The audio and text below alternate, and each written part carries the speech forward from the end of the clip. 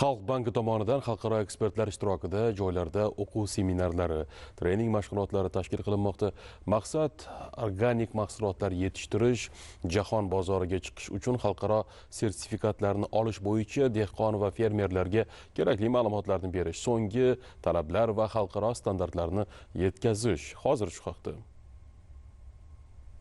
Samarqandda Xalq banki tomonidan o'tkazilayotgan seminar treninglarda Qo'shrabot Agrostar hamda Angor Agrostar korxonalari, shuningdek maizchilik va sabzavotchilik yo'nalishidagi korxonalar, agronom va mutaxassislari Global Gap Organic sifat menejmenti tizimi xalqaro standartlarini joriy etishni yo'lga qo'yish va kengaytirish bo'yicha o'qitilmoqda. Mazkur seminar treninglar Portugaliyaning Agrisert hamda Turkiyaning Natursert kompaniyasi mutaxassislari tomonidan olib borilmoqda. 2 haftalik seminarimiz davomida olgan bilim va tajribalarimiz asosida toza va sifatli mahsulot yetishtirish haqida dehqon, fermer, tomorqa yer egalariga bilim yetkazamiz.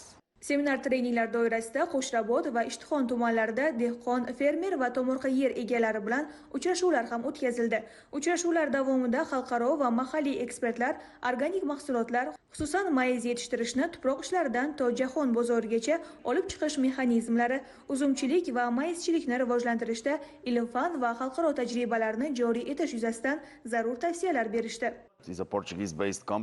Bizning kompaniyamiz sertifikatlash sohasida 25 yillik tajribaga ega. Hozirgi kunda 50 dan ortiq mamlakatlarda faoliyat yuritamiz. Maqsadimiz O'zbekiston ishlab chiqaruvchilari uchun yangi imkoniyatlar yaratish, ularni yangi bozorlarga olib chiqish. Barchamiz bilamizki, organik bozor tez sur'atlar bilan o'sib, organik mahsulotlar iste'mol qilishni xohlovchilar soni ortib bormoqda. Shuning uchun mahsulot yetishtirishda zamonaviy yechimlarni topish juda muhim. Xalqaro sertifikatlar orqali O'zbekiston qishloq xo'jaligi yangi texnologiyalar bilan rivojlantirish hamda jahon bozoriga yuqori sifatli mahsulotlar yetkazib berish hajmini oshirish imkoniyati yaratiladi.